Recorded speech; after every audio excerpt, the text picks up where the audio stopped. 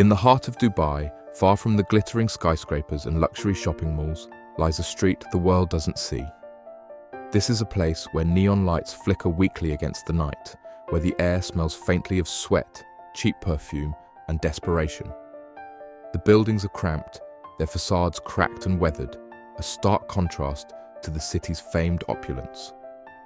This is where the girls come, girls from every corner of the globe, lured by promises of wealth and opportunity. They arrive with dreams in their eyes and hope in their hearts, only to find themselves trapped in a world of exploitation and despair. The street is alive with activity, even in the dead of night.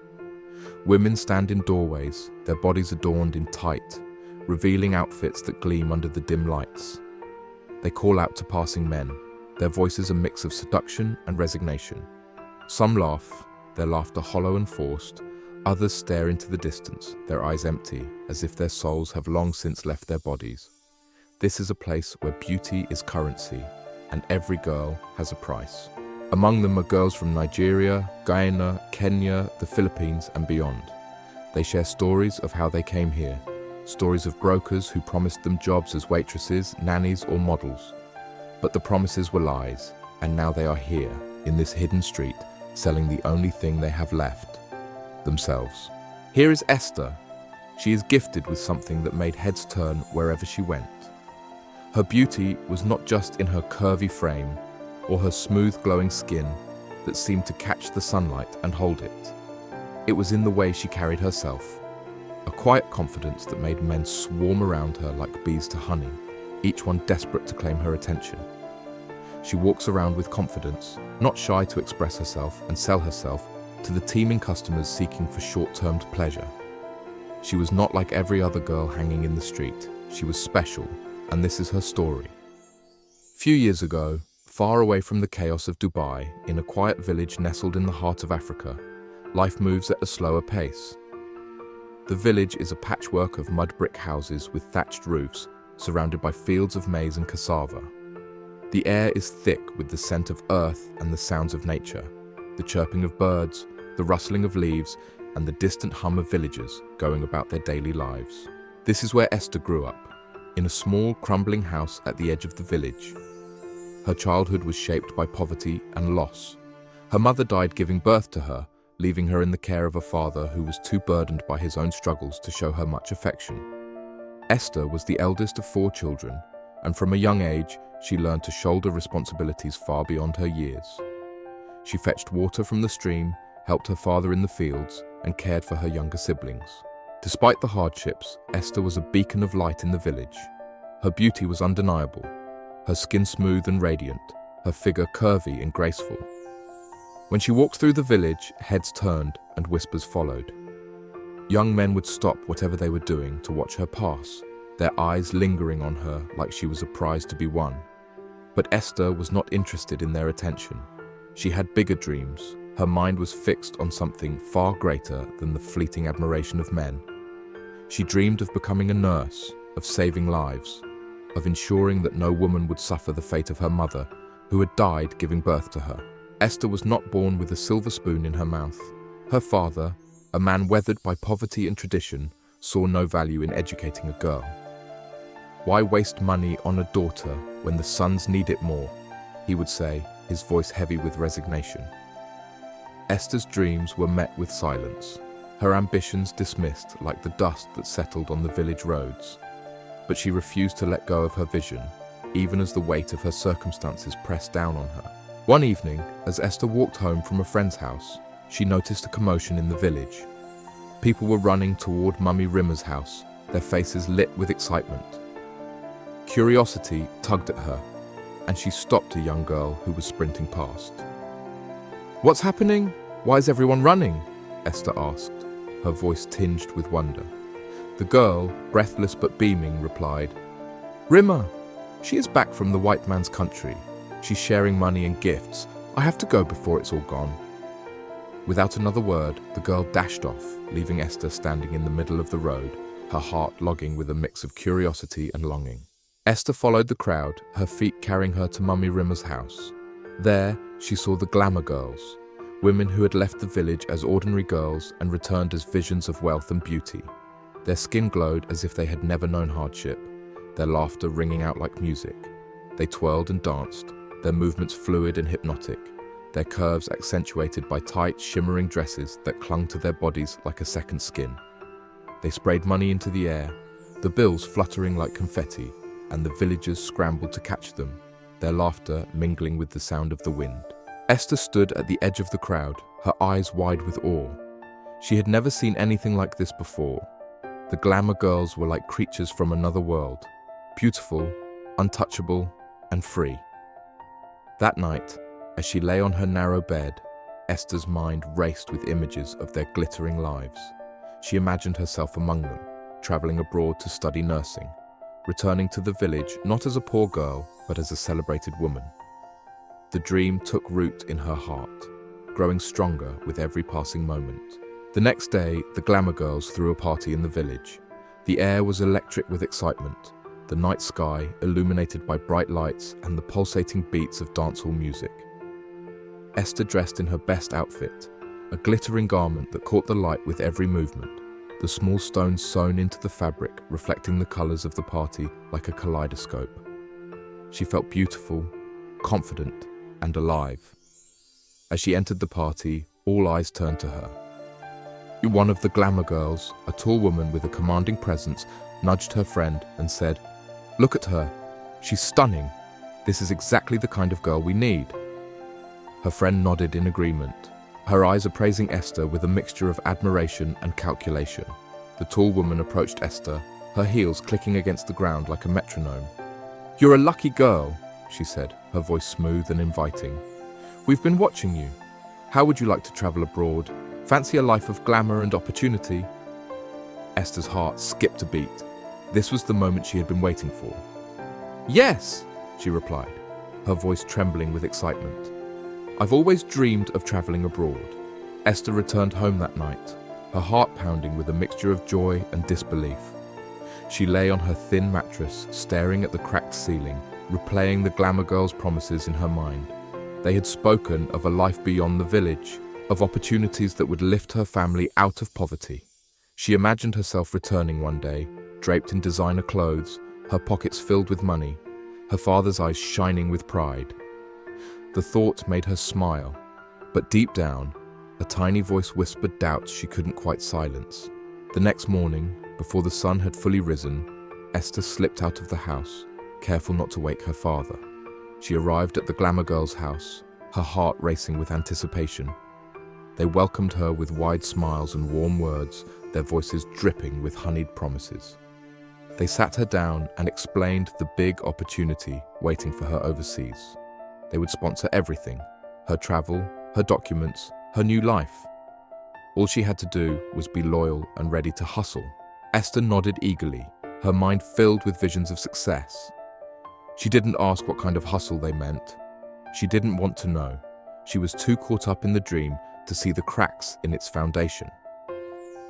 Esther gathered her family that evening, her voice trembling with excitement as she shared the news. Her stepmother hugged her tightly, her brothers cheered, and even her father, usually stoic and reserved, offered a rare smile. He placed a hand on her head and prayed for her safe journey, his voice cracking with emotion. Esther felt a surge of love and determination. She would make them proud. She would change their lives. The day of her departure arrived. Esther woke before dawn, her hands shaking as she packed her small bag. She applied a light layer of makeup, her reflection in the cracked mirror showing a young woman on the brink of a new life. When she arrived at the glamour girl's house, a taxi was already waiting. They handed her a folder containing her passport, visa, and other documents, then drilled her on how to answer questions at the airport. Esther listened carefully, her excitement mingling with nervousness. At the airport, the attendant eyed her suspiciously, firing off a series of questions. Esther answered as she had been instructed, her voice steady despite the fluttering in her chest. When she was finally cleared to board, she felt a rush of relief. She was really doing this. She was leaving the village behind. On the plane, the glamour girls toasted with glasses of wine, their laughter ringing out. One of them turned to Esther, her eyes gleaming. "Dubai, here we come, girl. Smile, you made it." Esther forced a smile, but her mind was racing. Something felt off, but she pushed the thought aside. She was too close to her dream to turn back now. When they landed in Dubai, Esther was awestruck. The city was a glittering maze of towering skyscrapers, sleek cars, and bustling streets. It was everything she had imagined and more. But as they drove further from the city centre, the glamour began to fade. The buildings grew smaller, the streets narrower, the lights dimmer. They arrived at a compound hidden in the shadows, its walls cracked and its air heavy with the scent of sweat and despair. Inside, Esther was greeted by a rowdy crowd of girls, some laughing, others smoking or inhaling substances in dark corners. They were dressed in revealing outfits, their faces painted with heavy makeup. Esther's unease grew as she was shown to her room, where two other girls, Precious and Rahmat, welcomed her with tired smiles. As they helped her settle in, Esther asked questions, her voice trembling with uncertainty. "What do you do here? What kind of work is this?" Rahmat's eyes filled with tears, but she remained silent. Precious, however, laughed bitterly. "So, they didn't tell you," she said, her voice dripping with sarcasm. "Don't worry, you'll find out soon enough." That evening, Esther's worst fears were confirmed. The girls began to dress in skimpy outfits, their bodies on display like merchandise. Esther's heart sank as she realized the truth. She confronted the glamour girls, her voice shaking with anger and fear. "What is this? I didn't sign up for this." One of them sneered, her eyes cold. "You think I brought you here out of the goodness of my heart. Do you know how much I spent on you? 15 million naira. You're here to work, and you'll pay me back every penny." Esther broke down, sobbing uncontrollably. "I want to go home. Please let me go." But her pleas fell on deaf ears. The glamour girls left her in the room, their laughter echoing down the hallway. The next morning, one of the girls handed Esther a document. "This is how much you owe," she said, her voice cold. 15 million naira. Pay me and you can leave. Until then, you work." Esther stared at the number, her vision blurring with tears. There was no way she could ever pay that amount. That evening, they forced her to dress up, her body trembling as they applied makeup to her face. They introduced her to a man, a middle-aged Arab dressed in traditional clothing. He took her hand, his grip firm, and led her to his Lamborghini. The drive to his house was a blur. Esther felt like she was watching herself from a distance, her body moving but her mind numb. When it was over, she returned to the compound, her body aching, her spirit shattered. She cried herself to sleep, her dreams of a better life now a distant memory. The next day, one of the girls informed her that she had earned 200,000 naira. "You're one step closer to freedom," she said, her tone mocking. Esther didn't respond. She just stared at the wall, her heart heavy with the weight of her new reality. Esther's story is one of pain, resilience, and ultimately, redemption. The days turned into weeks, and the weeks into months. Each night, Esther was forced to endure the horrors of her new reality, but deep within her, a fire burned, a determination to reclaim her freedom and return to her village. She knew she couldn't rely on anyone to save her. She had to save herself. One evening, as she sat in her room staring at the cracked ceiling, Rahmat, the quiet girl who had been there longer than most, whispered to her, "There's a way out, but it's dangerous." Esther's heart raced as Rahmat explained that a few girls had managed to escape by befriending a kind-hearted taxi driver who smuggled them to the embassy. But it came at a cost. Some were caught, beaten, and brought back, their debts doubled. Esther knew the risks, but she also knew she couldn't stay any longer. Her spirit was breaking, and she feared she would lose herself entirely if she didn't act soon. The next day, Esther began to plan. She pretended to accept her fate, even smiling at the glamour girls who had deceived her. She worked hard, saving every tip she received from clients, hiding it in a small pouch she sewed into the lining of her pillow. She also began to secretly befriend the taxi driver who often waited outside the compound. His name was Ahmed, and he was a quiet man with kind eyes. Over time, she learned that he had a daughter back home, and his heart ached for the girls trapped in the compound. Esther shared her story with him, and though he was afraid, he agreed to help her. One moonless night, when the compound was alive with noise and distraction, Esther made her move. She slipped out of her room, clutching the small pouch of money she had saved. Ahmed was waiting in his car, engine idling softly. They drove in silence, the city lights blurring past as Esther's heart pounded in her chest. When they arrived at the embassy, Ahmed refused to take her money. "For my daughter," he said simply, before driving away. The embassy staff listened to Esther's story with shock and sympathy. They provided her with temporary shelter and began the process of verifying her identity and arranging her return home.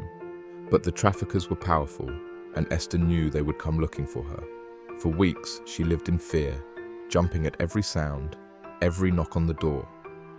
Finally, the day came when she was escorted onto a plane bound for her home country. As the plane took off, Esther looked out the window at the glittering city below, tears streaming down her face. She was free, but the scars of her ordeal would remain forever. When she arrived in her village, the news of her return spread like wildfire. The villagers gathered to welcome her, but Esther was no longer the same girl who had left with dreams of glamour and wealth. She was thinner, her eyes haunted, but there was a strength in her that hadn't been there before. In the months that followed, Esther began to heal.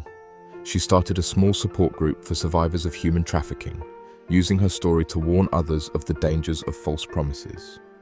She also returned to school, determined to fulfill her dream of becoming a nurse.